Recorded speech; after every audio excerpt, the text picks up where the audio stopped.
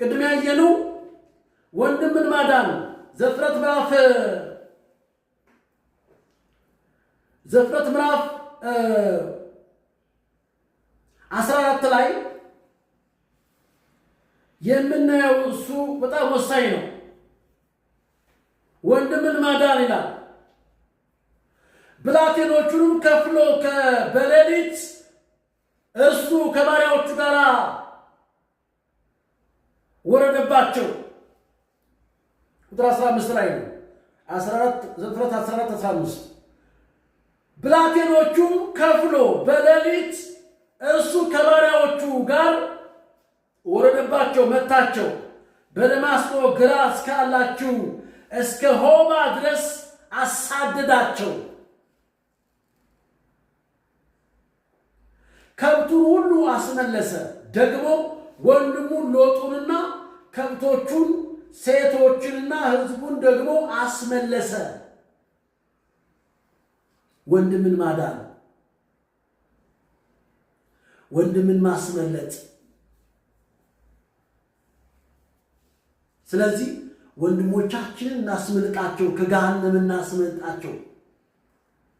ወንድሞቻችንን ከጨለማ እናስመልጣ፣ ከጠላት ግዛት ውስጥ እናውጣቸው። መጽሐፍ ቅዱስ በኢሳይያስ ላይ ምዕራፍ 61 ላይ እንደዚህ ይላል። ኢሳይያስ 61 ላይ ሲናገር እንደዚህ ብሎ ያስቀምጥልናል። ተመልከቱ። የጌታ መንፈስ በእኔ ላይ ነው አለ። በእኔ ላይ ነው፣ ለድሆች የምስራች እሰብክ ዘንድ እግዚአብሔር ቀብቶኛል አለ። ልባቸው የተሰበረው ጠግን ዘንድ አለ። ለተማረኩት ነፃነትን ለታሰሩት መፈታትን እናገር ዘንድ ልኮኛል አለ።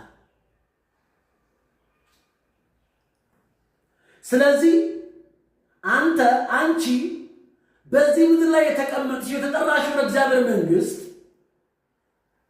መተን ምድር ላይ ቁጭ ያልነው